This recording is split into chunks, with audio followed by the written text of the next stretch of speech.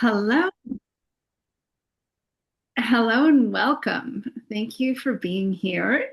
Um, Today, I'm going to show you the leadership superpower that business degrees often overlook, but that top leaders and organizations like Google and Harvard say are essential.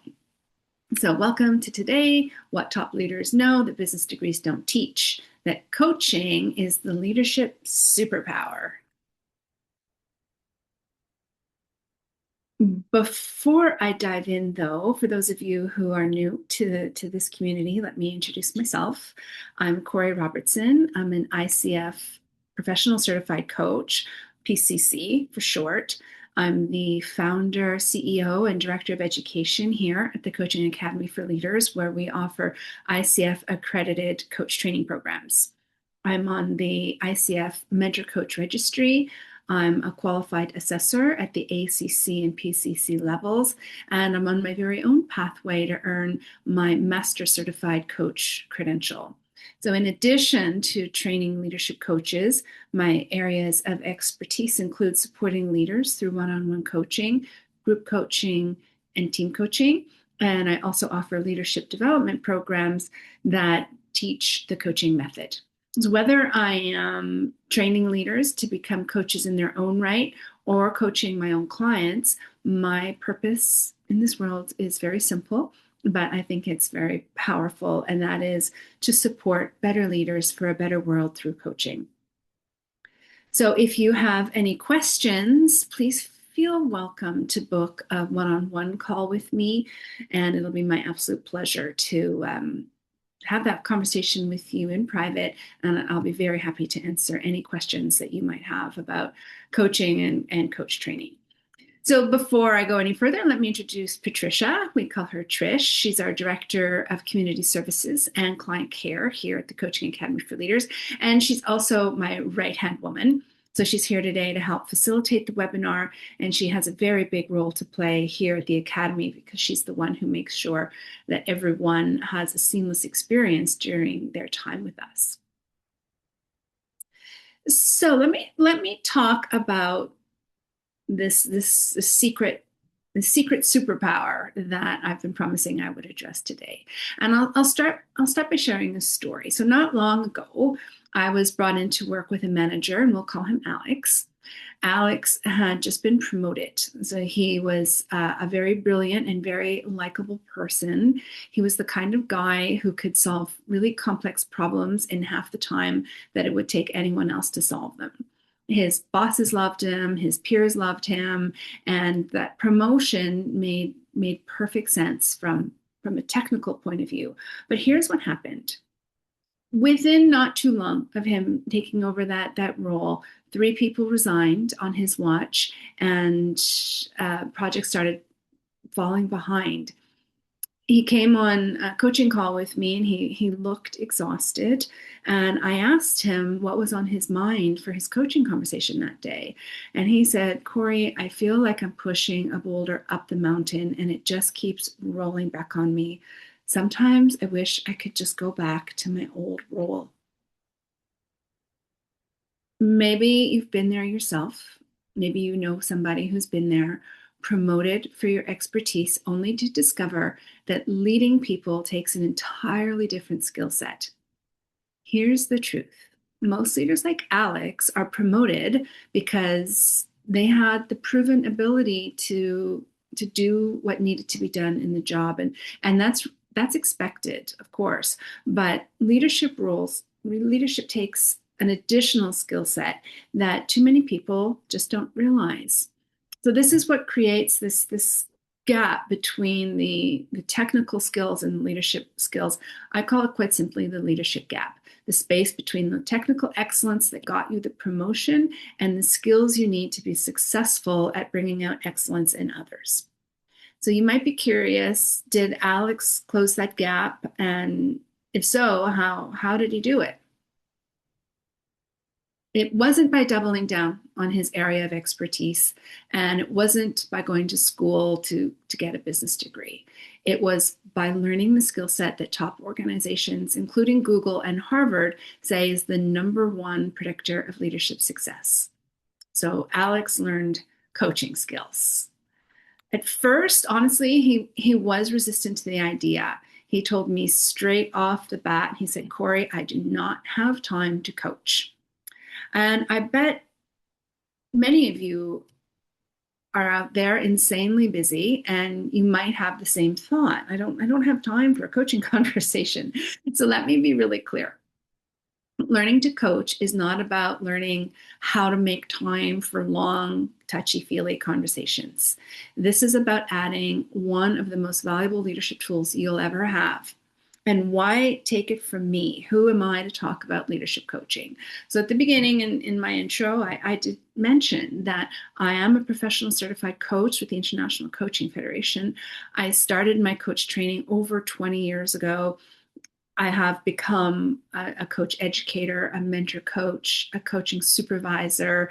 I'm an assessor for coaching schools, and I have coached for thousands and thousands of hours, and I have trained hundreds of managers, and I've witnessed the transformation that coaching brings to leadership, not just for the leader, but for the entire organization.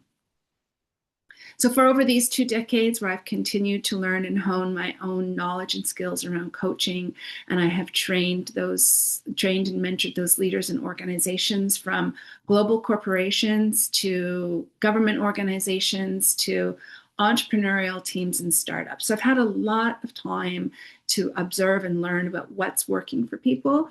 And I'm on a mission here today to share it with you. So here's my promise for today's webinar. By the end of this time that we're having together, you'll know the single most valuable coaching technique that the best leaders use to start every problem-solving conversation. It's a simple technique that I'm going to teach you today. It's easy to remember, and it's very, very powerful. But before I dive into that, I want to talk a little bit more about the leadership gap and what I think you need to know. First of all, 82% of managers are promoted without any formal leadership training. Only 21% of employees are engaged at work. So what do these statistics tell us?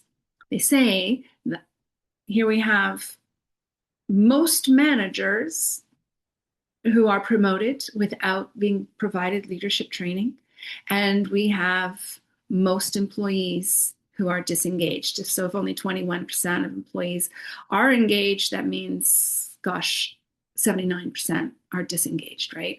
I'll talk a little bit more about disengagement statistics in a second. But what we're seeing is that leaders just like Alex are not prepared for the leadership roles, and that's why people are disengaging. So to me, that correlation is obvious. It's not the fault of the well-meaning manager. They're usually working really hard. They're usually trying harder than ever. But the modern workplace is more demanding than ever. There's hybrid teams. People are working across time zones, across cultures. The pace of work and life is faster. The problems are more complex. And the emotional demands on leaders is higher than ever. So of course, I'm not saying anything that you don't already know. But because of this reality, it's leaders like Alex and maybe like you and so many others who start feeling like they're pushing that boulder up the mountain and that boulder just keeps sliding back. And here's what that might look like. The push. Alex resorted to command and control leadership. The slide. Creativity, trust, and psychological safety are eroded. The push. Alex reacted by jumping into the hero rescuer mode and doing a lot of problem solving. The slide, the I'll fix it for you approach, taught his team to delegate their problems back to him and wait for answers instead of taking ownership themselves. Again, the push. Alex tried harder. He worked harder. The slide. He became a micromanager who was frustrated and that he had to do everything himself. He took it all on his own shoulders because it's what he thought was the right way of doing things. He burned himself out and he alienated his team. And that's when he said to me, Corry, I feel like if I take one day off, this whole place is going to fall apart and I'm going to have to pay the price. He said, my job is making me hate my life. Does that sound familiar? I hear that kind of thing all too often in my private practice. And that is the result of the leadership gap. It's hard on the leader, it's hard on the team, and it can make getting through the workday a misery. I'm not exaggerating when I say that. It's not just Alex. I have had many exasperated coaching clients tearfully confess that they just don't want to go to work. Oh, boo-hoo, some leaders might think, or they might say, they might figure, just let those people get on with their work.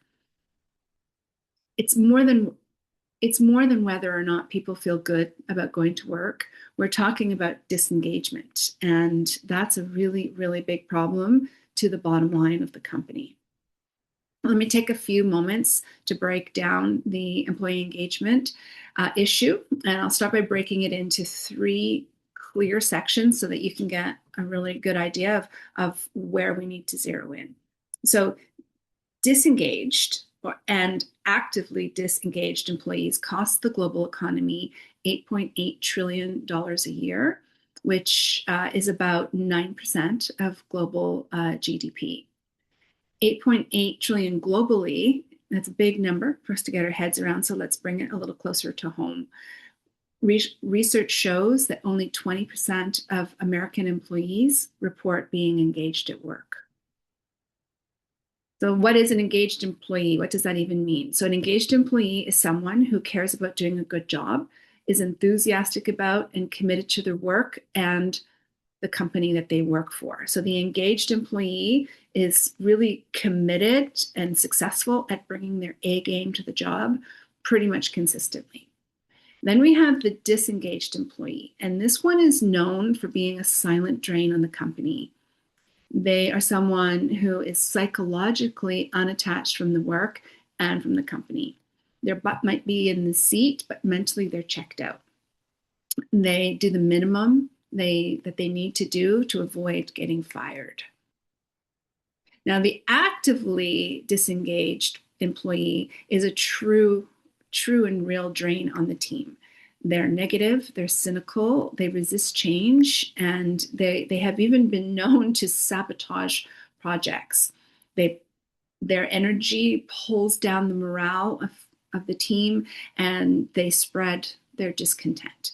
So this is truly, when we talk about a toxic environment, a toxic workplace culture, it's these actively disengaged that are doing the most to erode culture, productivity, and team trust. 17% of the American workforce is actively disengaged. And why is it important to consider these engagement statistics? For the sake of time, let's just look at the cost of the actively disengaged at 17%. So on a per employee basis, Gallup research indicates that an actively disengaged employee costs the company 34% of their annual salary. The average salary in the US is about $100,000. So let's figure out the math on that. For an employee earning $100,000, that equates to approximately $34,000 a year. What does that look like for an average American company of 1,000 employees? 17% of 1,000 is 170 people. 170 actively disengaged employees. If there are 170 actively disengaged actively disengaged employees, remember, this is just the worst of the worst. It doesn't even take into account the merely disengaged. Each one costs the company $34,000 per year in lost productivity. So the total annual cost of lost productivity for a company is $5 million. $5,780,000. That is such a huge number for a company of 1,000 employees. So yeah, disengagement is a very, very big multi-million dollar problem for way too many companies, maybe even for the company that you are where you are a leader. So the big question then becomes, how do we solve that problem? According to Google's Project Oxygen, the number one behavior of great managers is not technical skill, it's being a good coach. So that's why I say that coaching is the leadership superpower. When most people hear the term coaching in the context of leadership, they may not instantly think of it as a superpower. They may think of it more as a nice catch-all term for helping people achieve their goals. They may even think as leaders that they're already coaching. But coaching is so much more than a catch-all term for helping people. If you think that coaching is about directing people and giving advice, then you're not coaching, you're advising. It's not the same thing as coaching. What is coaching then, if it's not giving advice, if it's not merely just helping people, if it's not mentoring people? So coaching is the ability to support people to think more deeply, uncover new perspective, act more decisively, and take greater ownership without making their problem your problem or pacifying their brains by handing them the answers. Coaching is what separates leaders who simply manage tasks from leaders who engage others. In fact, coaching requires the exact 4 core coaching principles that I focus on in the Coaching Academy for Leaders, because trust me, honing these skills is the fastest way to bring up your employee engagement scores and elevate your own leadership.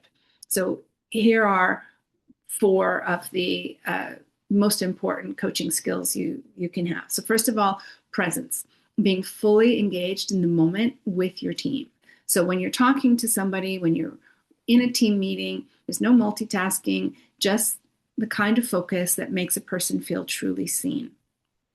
Next is active listening.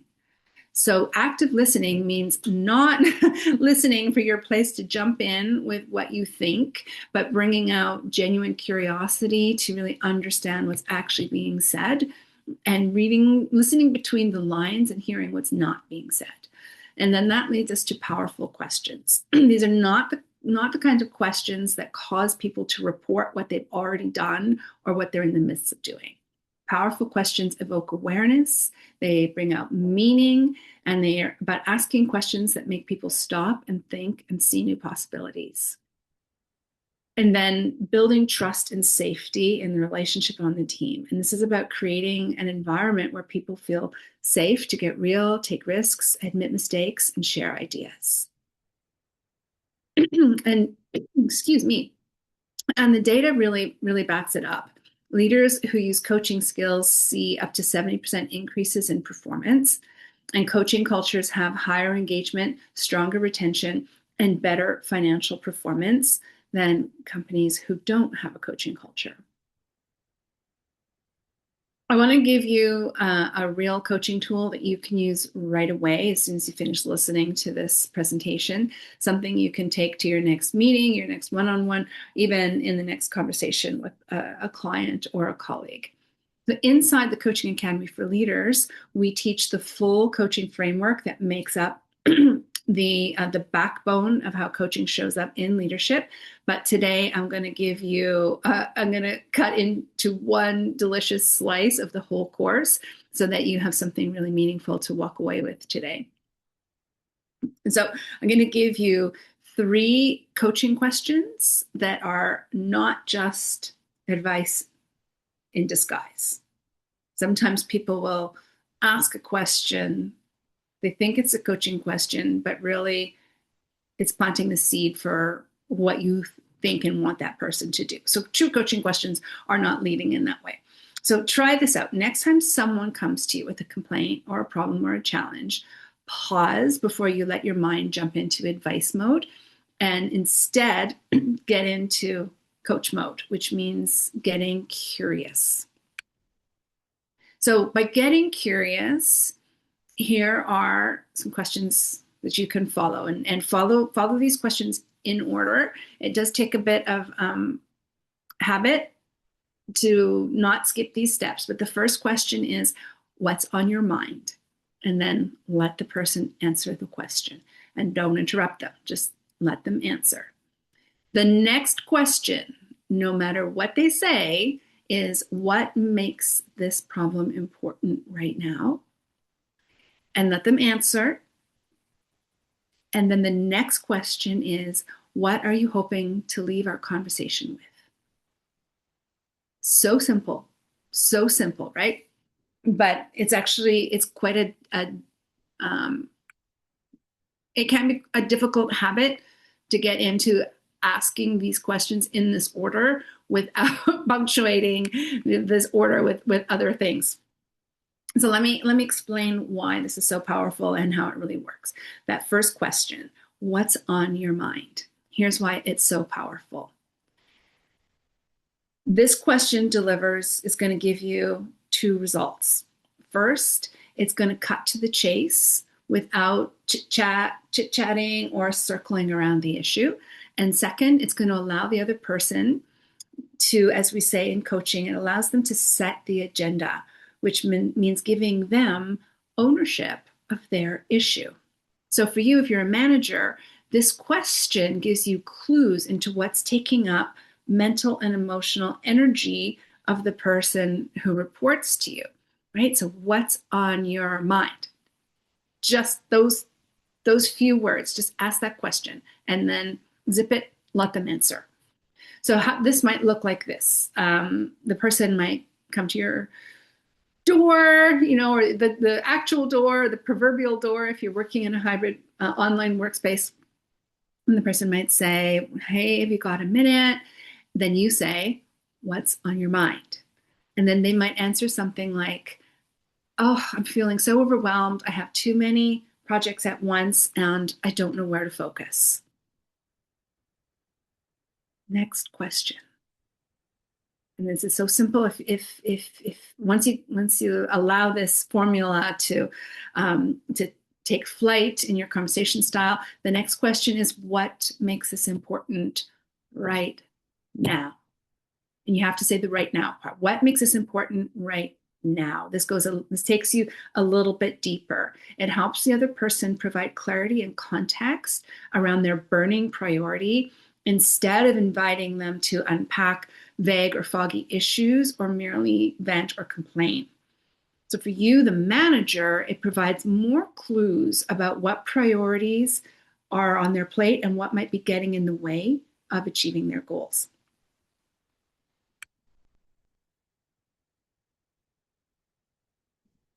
So here's your line, what makes this important right now? And they might say to you something like, well, because deadlines are piling up, I'm worried that I'll let the team down if I don't get clarity soon. Here, you've moved away from the vague problem to the real challenge. They're sharing that they feel overwhelmed and they're connecting that feeling with their personal values around meeting deadlines and not letting other people down.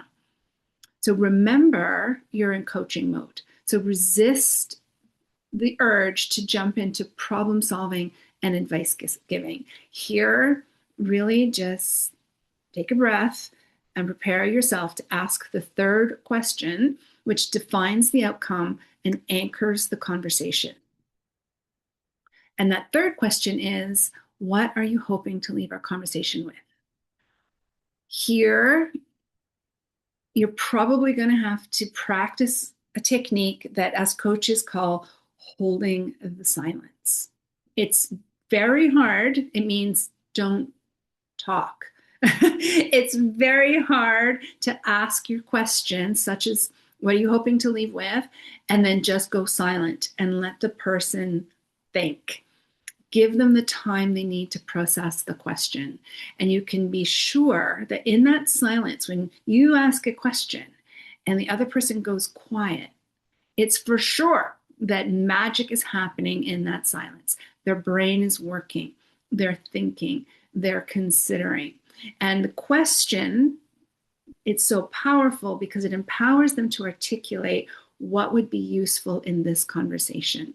It shifts the conversation out of like stuck in the muck into thinking about what they want and need so that they can move forward. It's a focus question. It's a results-oriented question. It sparks creativity, and it sparks also ownership.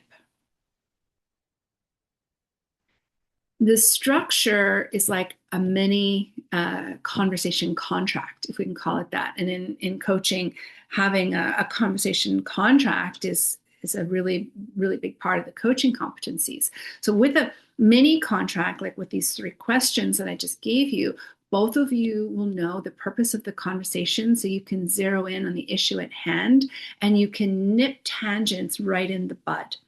So they might say, I'd like to walk away with a clear plan for prioritizing my top 3 projects so I can feel confident and under control. Now you both know the purpose of the conversation, and you have a goal with a purpose. The goal is to walk away with a plan. The purpose is to feel confident and under control.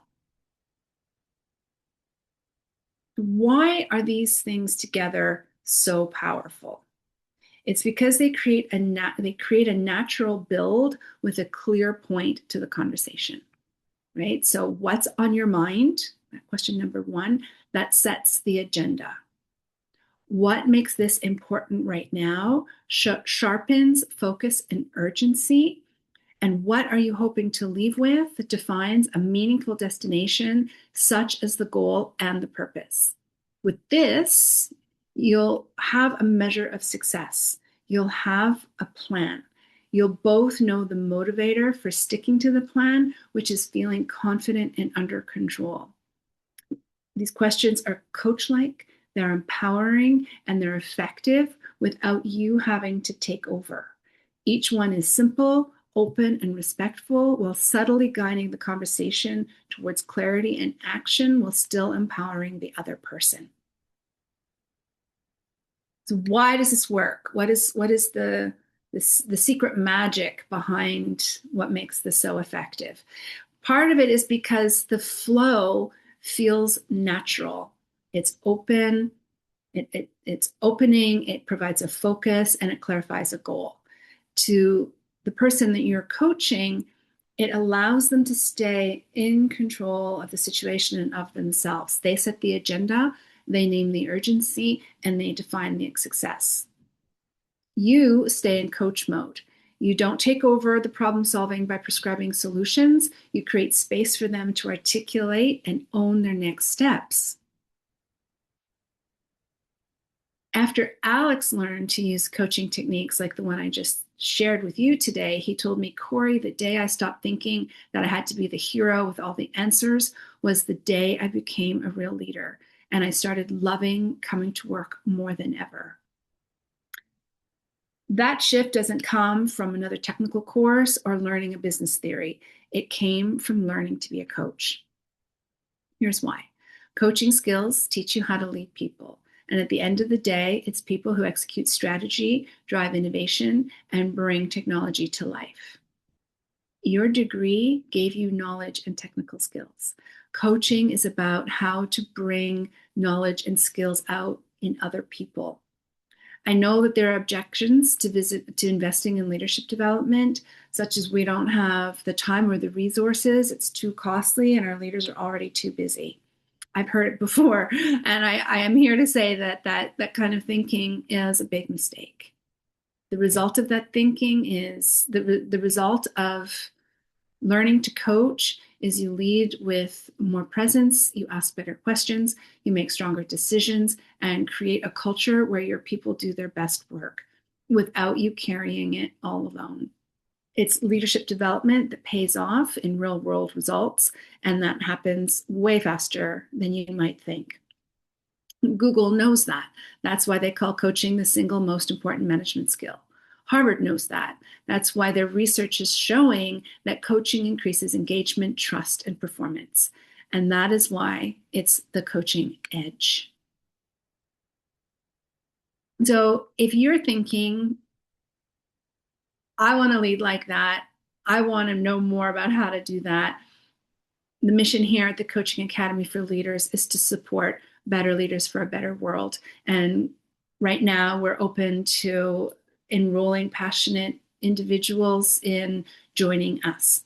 So if this session has sparked something in you, there's a great opportunity right around the corner for how you can get started, and that is with our coach training cohorts that are starting this February. So we have a class starting February the 1st, and we have a class starting February the 12th. So these are two separate cohorts. So if Sunday mornings Eastern time is better for you, you can join that cohort. And if Thursday around lunchtime and Eastern time is better for you, you can join that cohort. If you're not quite sure yet, we also have two cohorts starting in fall 2026. And so if one of these dates aligns with you, you can look at our Core Tracks program page. Trisha's going to put it in the link below, and you can check that out. If you have questions, please book a call with me. I'm available to answer your questions. It would be my pleasure. I know it's a big decision to enroll for a training course, so by all means, book a call with me and we'll hop on that call and I'll answer all your questions. If you're not ready for a one-on-one call with me yet, you're still thinking about it, please join me on LinkedIn. Here is the code to get to my LinkedIn profile. So please invite me to join your network. So that's it for today. Thank you so much for joining us today. We're going to be sending out the replay to this session tomorrow. So keep an eye on your inbox.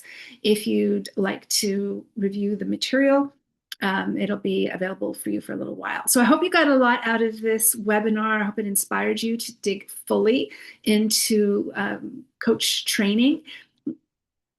I think it's the best way to transform your career, bring out the best in what you have to offer as a leader by bringing out the best in what your team members have to offer as team members that work with you.